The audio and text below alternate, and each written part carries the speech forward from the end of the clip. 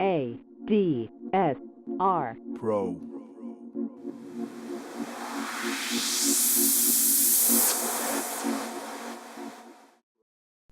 Hi guys, welcome back to ADSR Pro with me, Mike Smith. Today we're looking at Accusonus Regroover. Now I've just come across this software and I think it's absolutely amazing. What it does is it allows you to take your existing loops and samples and separate them into individual layers which you can then use and manipulate in so many different ways. So I thought I'll give you a quick overview and then I'll show you a couple of variations of it in action. So with it being a VST instrument, we need to press F11, select Regroover Pro, and there you can see it's opened up, and drag clip here, load clip. If you go to project, you can actually load a clip from there as well. So it's really simple. All we need to do is just drag an audio clip, and I've got a few on the desktop here. Let's just drag them into Regroover, and the first thing it's done is analyze this clip and separated it into 4 different layers. Now in the analysis section here, what you can do is you can choose 5 or 6 layers, and the activity, low or high, determines how sensitive it is regarding the content of the loop. So if you've got a really heavy loop with loads of things going on, activity you probably want to set to high.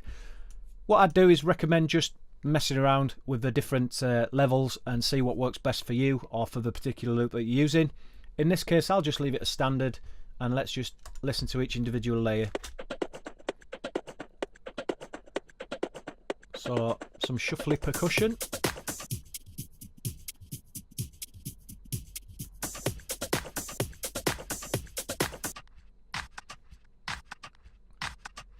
Snare.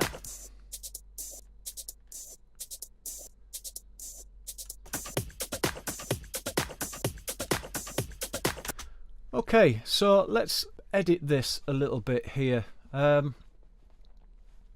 we've got is a grid here. I'm going to leave it at 16ths, but you can actually turn the grid off if you prefer, or quarter notes, 8ths, 16ths, 32. We'll just leave it at 16ths for now. And in the analysis section, we've got an edit button, or I believe they call it annotation button.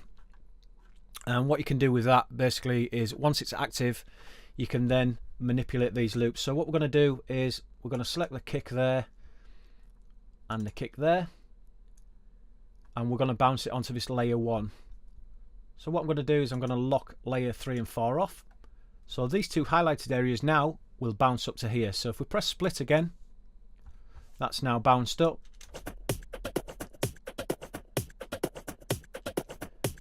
So you can hear the kicks there.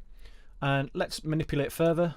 What I'm going to do is I'm going to select that layer and I'm going to move it all the way to the kick and that one.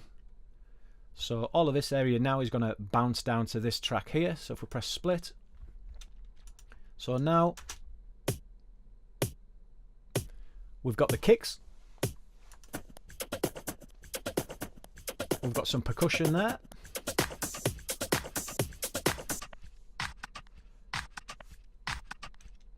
So there's the clap. What's on that one? So we've got a transient there. So what we'll do is we're going to select this area here. Let's unlock. It won't do anything if it's locked. So let's select those 2. We'll lock 1 and 2 off. So we'll bounce that transient up to layer 3. See how that sounds.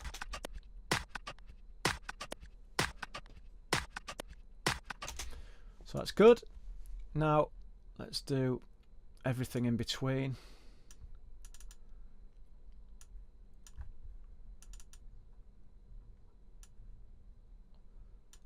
And let's bounce that to layer 2. See how that sounds. Okay, so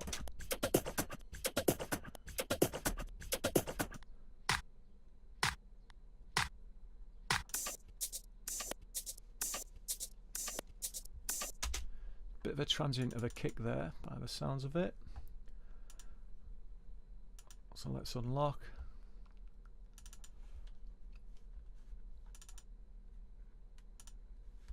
Now if I hold down shift we can get rid of those. Let's lock off 2 and 3.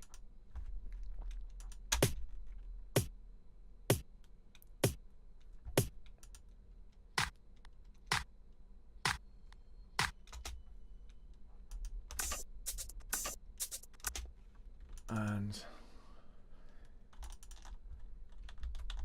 let's do that.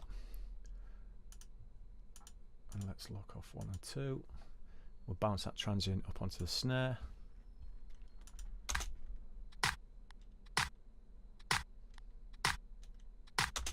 So you can see we kind of get in there and we're creating individual layers. Obviously you can spend a lot more time doing this. Let's just turn the grid off and let's just move these.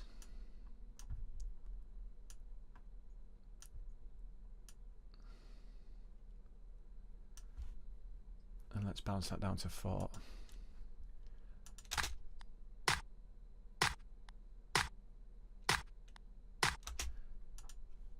So you can see there we've got our individual layers.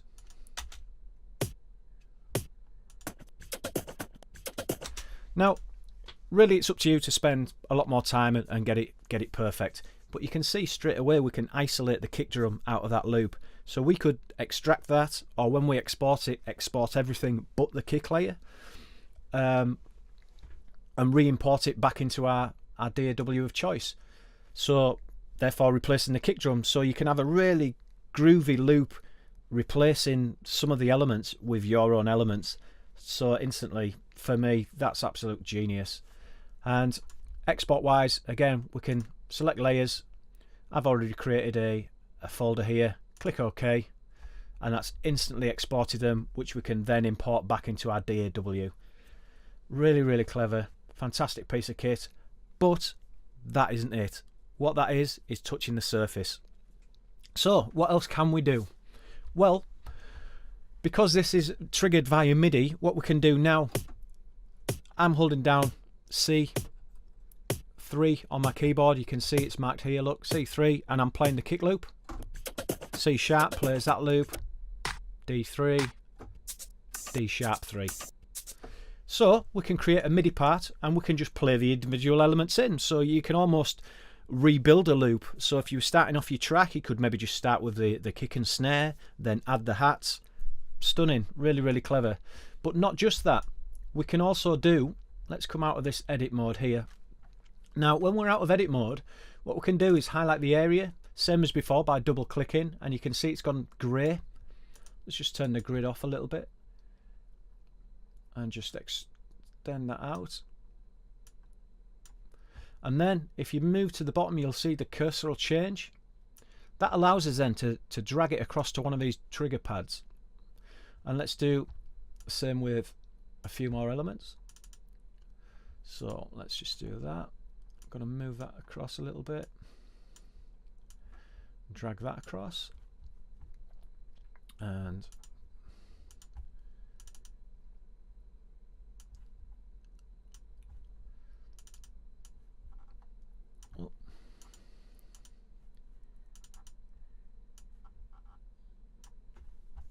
what else have we got? Let's try that one.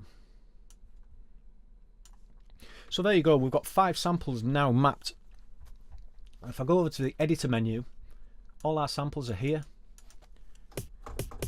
So there's our kick. And what you've got in here is a basic editor, so we can manipulate the sample, we can move the start and end points as you would in a normal sort of conventional sampler. And we've also got an envelope section, so we can manipulate the envelope, and we've got a nice little effects section here where we've got EQ and compressor. So let's compress that a little bit, just bring the threshold down.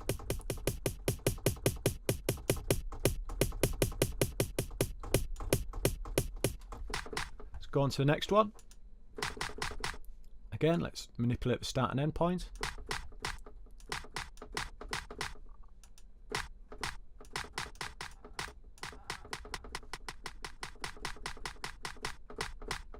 Nice. Next one.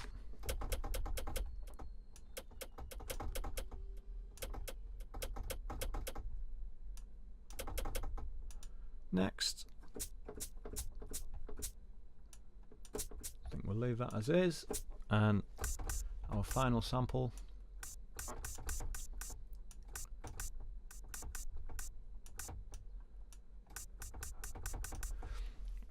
So there you go. Again, I've not really spent any time, I've just quickly edited them a little bit.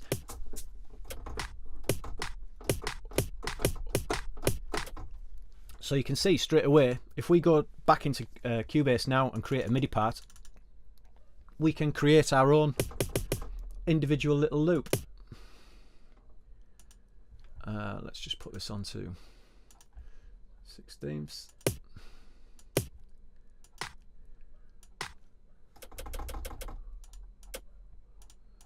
And I'm just going to be quick here.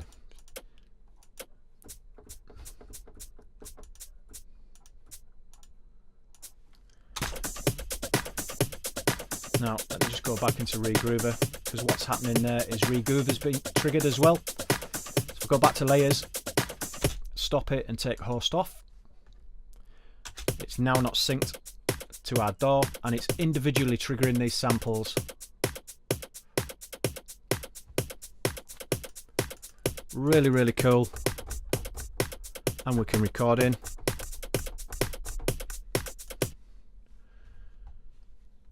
Just select all of those, quantize.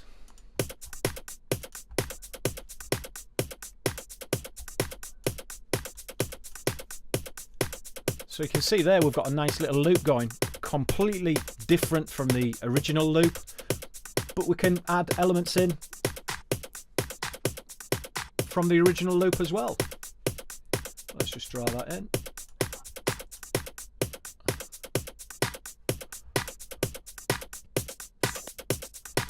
Draw that in as well.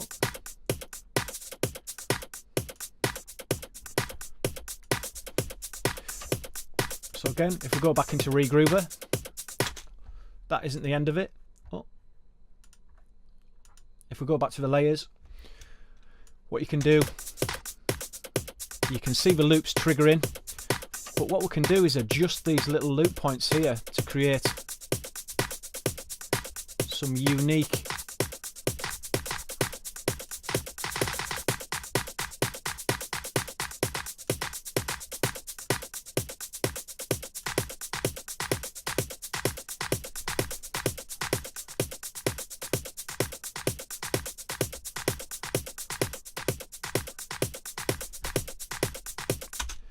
So straight away you can see the potential. We've started from a basic original drum loop and now created our own loops. We've got trigger pads, we've created a MIDI file, we can trigger this in many different ways, and not only that, we can create some unique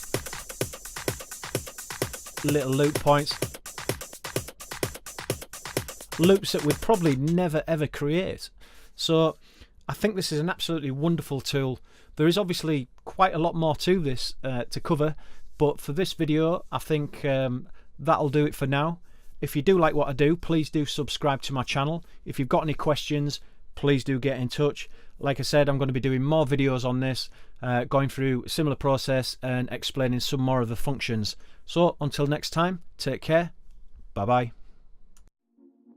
ADSR Pro.